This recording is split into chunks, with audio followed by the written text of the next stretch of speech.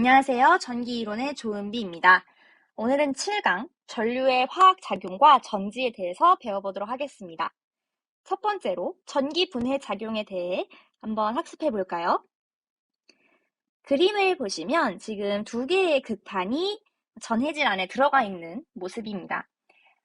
먼저 전해질에서는 지금 H2SO4라고 하는 즉 묽은 황산을 넣어주도록 하겠습니다. 다음 주황색으로 되어 있는 것은 지금 양극을 표현한 것인데요. 이 양극에는 PbO2, 즉 과산화납을 넣어주도록 하겠습니다. 마지막으로 음극에는 그냥 Pb, 즉 납을 넣어주었습니다. 이처럼 양극에는 과산화납, 음극에는 납을 설치해 놓고 전해질로 묽은 황산에 이 음극과 양극을 모두 넣었을 때 이는 마치 충전과 방전이 모두 가능한 전지처럼 작용하게 됩니다. 오늘은 양극과 음극을 도체로 연결하였을 때 이 전지가 방전되는 과정을 같이 한번 유도해 보도록 하겠습니다. 먼저 음극에서 발생되는 현상을 화학식으로 정리를 해볼게요. 먼저 음극은 Pb로 이루어져 있고요. 전해질로는 H2SO4가 Pb에 맞닿아 있습니다. 이때 Pb는 Pb2+와 또한 E2-로 분리가 되는데요. 이렇게 온전하게 있던 분자 또는 원자가 양의 성질을 가지는 양이온, 음의 성질을 가지는 음이온으로 이렇게 분리되는 것을 우리는 이온화라고 합니다. 그래서 전자를 잃게 되면 양이온이 되는 것이고요. 반대로 전자를 얻게 되면 음이온이 되는 것이죠. 그래서 이 Pb의 경우에는 전자 두 개를 잃고 전자가 두 개가 분리가 된 것이죠. 전자 두 개가 분리되어서 Pb가 아니라 Pb의 E+, 전자가 두 개 부족한 양이온의 상태인 Pb2+가 된 것입니다. 네, 계속 이어가 보자면 H2SO4는 두 개의 수소 이온이죠. 수소 이온, 두 개의 수소 이온과 SO4E-라는 음이온으로 이온화가 되겠습니다. 그 결과로 Pb2+와 SO4E-는 서로 두 개가 결합을 하게 되는데요. 이것은 Pb2+가 전자가 두 개 부족한 상황이고 SO4는 전자가 두 개 많은 상황이기 때문에 서로 전자를 한쪽은 얻고 한쪽은 줄 수 있기 때문에 결합이 가능한 것입니다. 그래서 PbSO4로 결합이 되겠죠. 다음 남아있는 것들은 지금 두 개의 전자와 두 개의 수소 이온이 되겠네요. 두 개의 전자와 두 개의 수소 이온이 남게 되었습니다. 그렇다면 양극에서는 어떤 일이 발생할까요? 양극에서는 PbO2를 사용했었고요. 전해질로 H2SO4가 맞닿아 있는 상황입니다. 그리고 음극에서 발생했던 E2-와 즉 두 개의 전자와 두 개의 수소 이온이 옆으로 넘어가게 되는데요. 즉 두 개의 전자와 두 개의 수소 이온이 생긴 상황이라고 할 수 있습니다. 자, 이때 PbO2는 Pb2+와 O2의 E-로 분리가 될 것이고 H2SO4는 두 개의 수소 이온과 SO4의 E-로 분리가 되면서 앞에서 발생했던 것과 아주 유사하게 Pb2+와 SO4, E-가 서로 결합을 하게 됩니다. 따라서 결과론적으로 PbSO4를 얻을 수가 있는 것이죠. 자, 그다음 마지막으로 O2E-와 EH+ 두 개의 전자, 그다음 두 개의 H+, 이 모든 것들이 다 결합을 하게 되면서 결과적으로 얻는 것은 H2O가 되겠습니다. 한 개가 아니고요, 두 개. H2O, 즉 물이죠. 물 분자가 두 개 발생하게 되는 것입니다. 이 모든 과정을 결론만 정리해서 다시 적어보자면 처음에 양극은 PbO2였고요. 전해질은 H2SO4였습니다. 다음 음극은 PB가 되었었고요. 이것들이 모두 다 결합하게 되면서 화학 반응을 하게 되고 화학 반응에 의해서 첫 번째 음극에서도 PbSO4가 발생되고 양극에서도 PbSO4가 발생하게 되었던 것입니다. 다음 이뿐만 아니라 두 개의 물 분자, 즉 두 개의 H2O가 발생되었다라는 것까지 우리가 정리해 볼 수가 있는 것이죠. 이것은 양극, 다른 말로 양극재가 되겠습니다.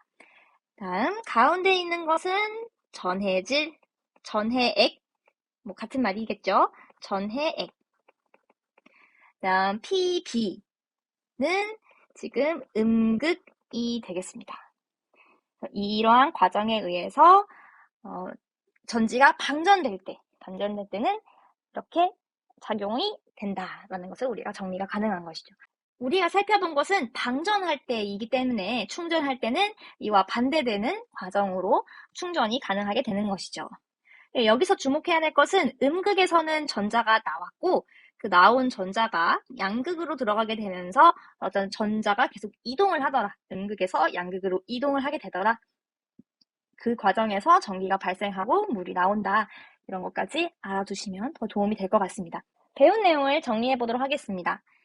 전해에게 전기에너지를 가함으로써 산화환원 반응이 발생하게 되고 이로 인해서 어떤 화학 변화가 발생되는 현상을 우리는 전기분해라고 합니다. 그리고 우리가 방금 보았던 것은 납축전지의 경우였고요. 이 납축전지에서 양극은 지금 PbO2, 음극은 Pb를 사용했고 전해액으로는 H2SO4를 사용했었습니다. 방전되는 경우에서는 양극, 음극 모두 PbSO4가 발생되었고 전해액에서 H2가 발생되더라, 물 분자가 생기더라 라는 것까지 알고 가셨으면 좋겠습니다. 충전되는 과정은 정반대라는 것까지 꼭 기억해 주시고요. 넘어가도록 하겠습니다. 이어서 전기분해의 성질입니다. 첫 번째로 전지에 부하를 걸어서 전류를 얻었을 때 양극 표면에 수소기체가 발생하게 되고 이로 인해서 기전력이 감소하는 현상을 우리 분극작용이라고 합니다. 이는 주로 볼타전지에서 많이 확인할 수 있는데요. 볼타전지에서 전류가 흐르게 되면 양극 표면에 수소기체가 발생하게 됩니다. 이러한 수소기체로 인해서 산화환원 반응이 일어나는 것이 억제되게 되겠고 그로 인해 전류의 흐름이 방해되고 전압은 떨어지는, 즉 기전력이 감소하는 현상이 발생하는 것이죠. 이러한 현상을 막기 위해서는 수소기체가 없어지도록, 수소기체가 잘 발생하지 않도록 해야 하기 때문에 또는 산화환원 반응이 잘 일어나도록 유지해야 하기 때문에 산화물 또는 감극제를 사용해주고 있습니다. 두 번째는 전해액 중에 포함되어 있는 불순물들로 인해서 전지의 전극이 이 불순물과 함께 부분적으로 아주 국소한 부분에서 용해되고 자기 방전이 발생하는 현상, 이런 것들을 국부작용이라고 합니다. 의도하지 않은 불순물로 인해 자기 방전이 계속 발생되면 전압을 일정하게 유지하는 것에 아주 손해가 있겠죠. 따라서 이 국부작용을 방지하는 방법으로 불순물을 최대한 줄여야 하는 것이 우선시 되겠습니다.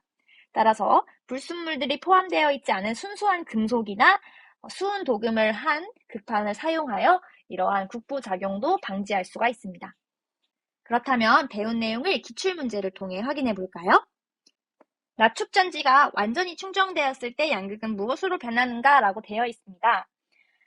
우리는 방전되었을 때를 기준으로 외웠으니까 방전되었을 때의 화학식을 한번 떠올려 보면 도움이 될 것 같네요. 양극에는 PbO2를 사용했고요. 전해액에는 H2SO4, 또한 음극에는 Pb를 사용했습니다. 이는 결국 양극과 음극 모두 PbSO4가 발생되는 과정으로 이어졌고요. 이 가운데에서 두 개의 H2O 분자가 발생된다라고 했습니다. 따라서 이것은 방전되는 공식이었고 반대는 지금 충전되는 과정이 되겠지요. 충전되었을 때 양극은 PbO2라고 생각할 수 있겠습니다. 따라서 답은 2번으로 구할 수가 있습니다. 288번의 4번 문제입니다. 납축전지의 전해액으로 사용되는 것은 우리 이제 기억할 수 있죠? 전해액으로는 H2SO4, 묽은 황산을 사용했었습니다. 답은 1번이라고 체크하고 넘어가면 되겠습니다. 이번에는 패러데이의 법칙에 대해서 한번 살펴볼게요. 패러데이 법칙이란 앞에서 살펴보았던 전기분해에 의해서 석출되는 물질의 양을 통해 흐르는 전기의 양을 파악할 수 있다고 하는 법칙입니다. 그래서 패러데이 법칙에 의하면 W, 즉 석출되는 물질의 양은 전해액에 흐른 전기량 Q 곱하기 물질의 화학 당량 K를 곱한 값이다 라고 했습니다. 여러분, 우리 전류에 대해서 배웠을 때 전류가 단위 시간당 흐른 전하의 양, 전하량이라고 했던 거 기억날까요? 즉, 전류라는 건 단위 시간당 흐른 전하량이었습니다. I는 T분의 Q. 다른 말로 Q는 I 곱하기 T라고 할 수 있습니다. 따라서 W는 K 곱하기 Q다 라고 했을 때 이 Q는 I 곱하기 T로 쓸 수가 있는 것이죠. 따라서 W는 KIT라고 정리가 가능합니다. 자, 이때 K라는 것은 원자가분의 원자량이라고 나와 있는데요. 이 원자가가 무엇이고 원자량이 무엇인지 간단하게만 살펴보겠습니다. 원자가라는 건 분자 내에서 어떤 원자가 다른 원자와 이루는 결합의 수가 되겠습니다. 예를 들어서 H2O라는 물분자가 있을 때 이 H2O는 가운데에 O, 산소 원자가 있고 이 산소를 기준으로 양쪽으로 H들이 연결되어 있는 모습과 같은데요. 그렇게 보았을 때 수소는 산소에 팔을 한 개만 내밀고 있지만 산소는 양쪽으로 수소를 잡고 있는 모습입니다. 따라서 이 경우에서는 수소의 원자가는 하나, 산소의 원자가는 둘이 되겠습니다. 다른 원자와 결합을 몇 개 했는지가 원자가가 되는 것이죠. 원자량이라는 건 원소를 이루는 원자들의 평균 질량이 되는 것입니다. 예를 들어서 같은 염소라고 하더라도 이 염소가 가지고 있는 중성자 수에 따라서 질량 수가 조금씩 달라지게 되는데 예를 들면 18개의 중성자 수를 가진 염소의 경우에는 양성자 수는 똑같이 17개지만 질량 수가 35가 되겠습니다. 또한 중성자 수가 20개인 염소 원자에서는 똑같이 양성자 수는 17개지만 전체의 질량 수는 37개가 되는 것이죠. 그래서 37개의 질량을 가진 염소와 35개의 질량을 가진 염소의 비율을 따져서 결과적으로 얻은 이 염소의 평균적인 질량은 6.138 곱하기 10의 마이너스 23g 정도 된다고 합니다. 이런 식으로 원자가 가지고 있는 평균 질량을 우리는 원자량이라고 하는 것이죠. 여러분들, 우리는 전기기능사를 시험 보는 거지 화학시험을 보는 것이 아니잖아요. 오늘 배운 내용들 중에 화학식을 변환한다던가 화학 당량에 대해 이야기한다던가 모두 다 너무 어렵다고 생각하지 말고 나오는 문제들만 나오니까 편안하게 공부하시면 될 것 같습니다. 특히 화학 당량 같은 경우 이 원자가와 원자량을 주고 계산하라고까지는 안 합니다. 보통 이 화학 당량 값을 직접적으로 제공하는 경우가 거의 대부분입니다. 여러분들은 공부를 하실 때 이 화학 당량을 어떻게 계산하지? 라는 것보다는 주어진 화학 당량 값에서 어떻게 석출된 물질의 양을 계산하지 또는 전기량을 계산하지 그것만 확인하시면 됩니다. 다시 한번 말씀드리지만 W는 K 곱하기 Q다 또는 K 곱하기 IT다. 이 공식을 아는 것이 중요하지 K 값이 어떻게 계산되고 이게 무엇을 의미하는가가 우리의 목표가 아니라는 점 반드시 확실히 넘어가시고 그 목적에 맞춰서 공부를 하시면 더 효과적으로 자격증을 취득하실 수 있습니다. 문제를 풀어볼까요? 핵심 유형 문제입니다. 전기 분해를 하면 속출되는 물질의 양은 통과한 전기량의 관계가 있다고 설명한 법칙은 4번 패러데이 법칙이었죠? 우리 방금 했던 문제이기 때문에 이렇게 하고 넘어가겠습니다. 우리한테 중요한 건 2번 문제죠. 2번 문제 꼭 풀어봐야 하는 문제입니다. 은 전량계에 2시간 동안 전류를 통과시켜 석출된 은의 양이 18.054g이라고 합니다. 이때 흐른 전류의 세기가 얼마냐라고 물어본 질문이네요. 자, 지금 나와 있는 것과 같이 전기 화학 당량값은 이미 제공되어 있기 때문에 여러분들이 이 점에 대해서 너무 고민하지 않으셔도 됩니다. 우리한테 중요한 것은 W는 KQ다 또는 KIT다 이 공식이었죠. 자, 지금 2시간이라는 시간이 주어져 있기 때문에 이 시간에서 분 아니고요. 시간에서 초로 바꿔줘야겠습니다. 따라서 2 곱하기 60 곱하기 60이니까 7200 세컨드 초가 되겠네요. 또한 지금 속출된 양이 18.054g이기 때문에 지금 W 값에 18.054 넣어주고요. K 값도 정해져 있습니다. 0.00118. I 값은 모르는 값 우리가 구해야 하는 값이고요. T는 7200이라고 나와 있습니다.